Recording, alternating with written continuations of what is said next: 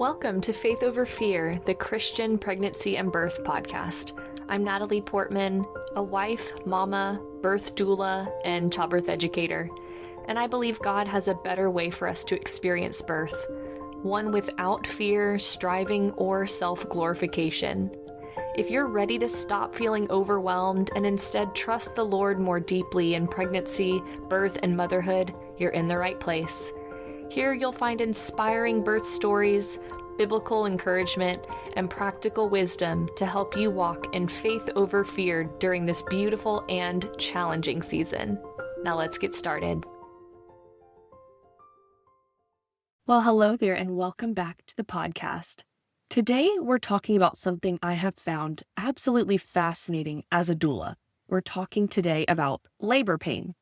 Specifically, I want to explore why some women experience very little pain in labor, while others experience a lot, and why neither experience says anything about your strength, your preparation, or your faith.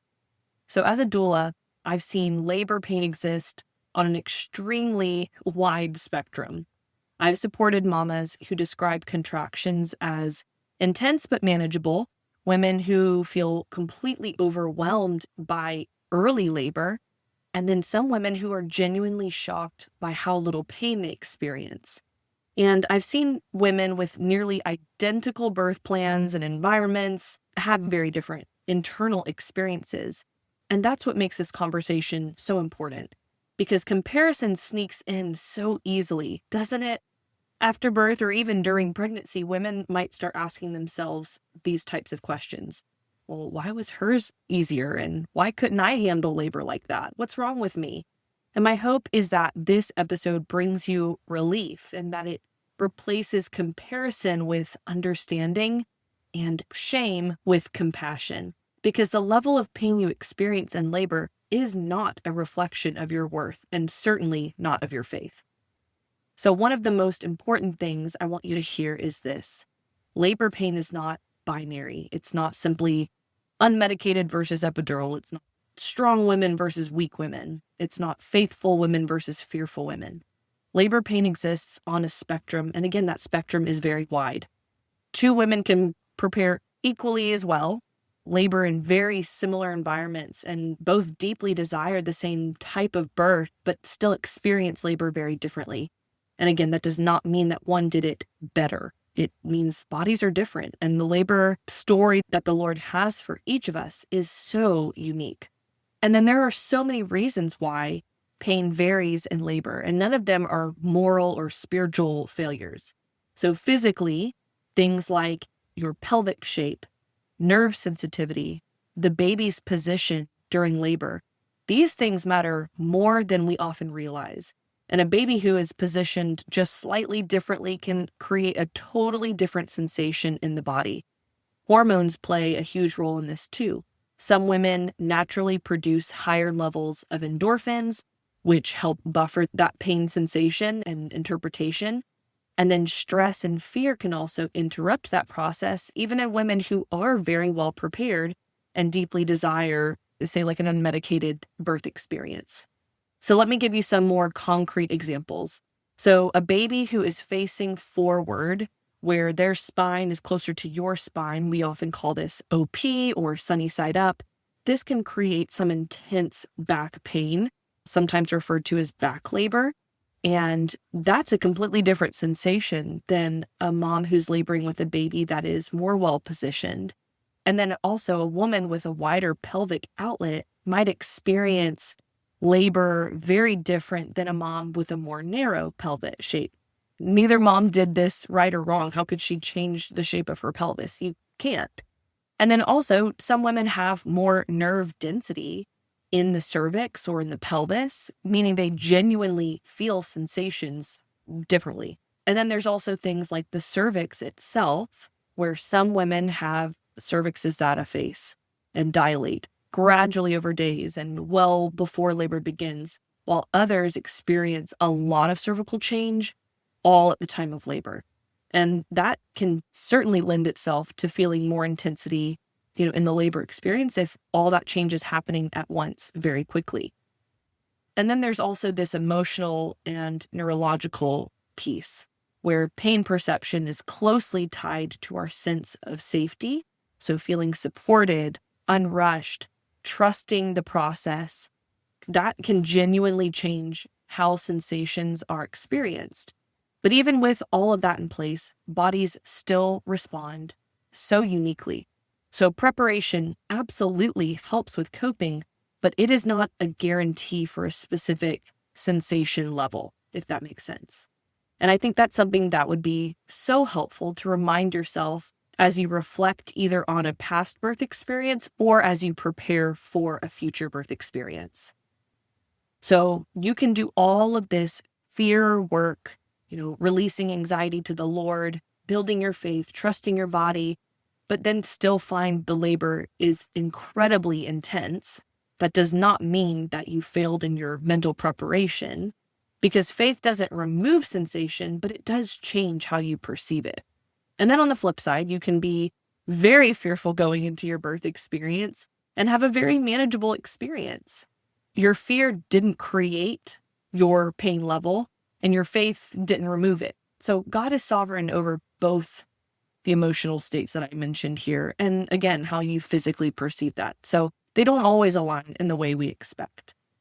So if labor pain is so variable and we can't exactly predict what your experience will be like, what do we do in pregnancy? How do we prepare? And so here's where I would love to encourage you on some ways to prepare. So prepare for the labor you hope to have while also simultaneously releasing control over the labor experience you did have or you are currently going through. So learn coping techniques, the breathing, the positioning, the mindset work, all of that. And again, just seeing that not as a guarantee that the labor will be easy, but as a tool to help you work with your body no matter how the birth unfolds.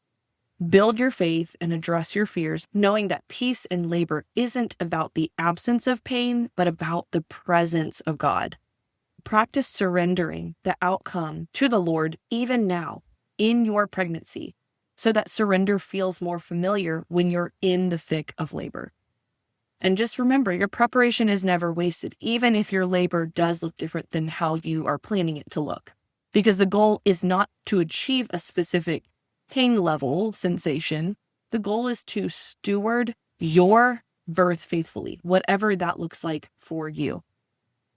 And I want to share this next part carefully because comparison again can sneak in.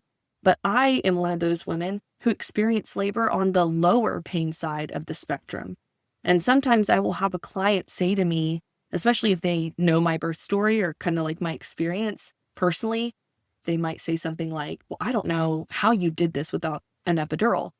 And I always want to gently reframe that because I didn't do it better. I didn't earn the experience that I had because I'm superior in strength or faith or whatever. My body simply experienced labor differently. And the reason I share this is not to set a standard, but to remove one. My experience does not predict yours, and yours does not need to look like mine in order to be valid, to be beautiful, and to be exactly what the Lord had in store for you. But then say you're on the opposite side. Say you're a mama who planned for an unmedicated birth, and you found it was much harder than you imagined. And can I just be very truthful with you right now? You are not weak. You did not misunderstand birth or miss something important when you were preparing. You simply encountered your labor, and that was the specific one your body, your baby were meant to navigate together. And so there is courage in pivoting your plan when the need arises. There is wisdom in receiving support, like maybe getting an epidural or getting medications to help cope with the labor pain. There is genuine strength in listening to your body in real time, even when it means your plans change. And success in birth is not measured by how much pain you endured. To me, the most successful birth outcome is the one where you remove yourself from the center of the story and allow all glory to go to the Lord, to come away from that birth experience in awe of Him and to love Him and to trust Him and enjoy Him more than you did before. And can I tell you something else? Some of the strongest, most faith-filled women I've supported have been the ones that chose pain relief. And I've watched women labor for hours with incredible endurance and then make the wise decision to receive an epidural so that they could rest and be present for the remainder of the labor and birth. To me, that takes courage. It takes humility. And it is no less God-glorifying than having an unmedicated birth. And you can be grateful for your birth experience, but still grieve the parts that didn't go as planned. I think that's totally valid. And you can honor your experience even when it looked different than you'd hoped. So both of these things can be true at the same time. So this brings me to a verse I love for this conversation. This comes from Galatians 6, 4-5, and it says, "Let each one test his own work, for each will have to bear his own load." So to put this in context, the Apostle Paul is addressing comparison, people measuring themselves against others to determine their worth. And he reminds them that each person carries a different load. So when we apply this to the birth experience, it becomes so freeing. Your load includes your body, your baby's position, your nervous system, your history, your hormones, your story. And God never expected every woman to experience labor the same way because he did not assign the same load to each of us. Your birth was never meant to be measured against someone else's. And then here are a few truths I would love for you to hold on to and meditate over. Pain is not a moral or spiritual metric. More pain does not mean more strength, and less pain does not mean more faith.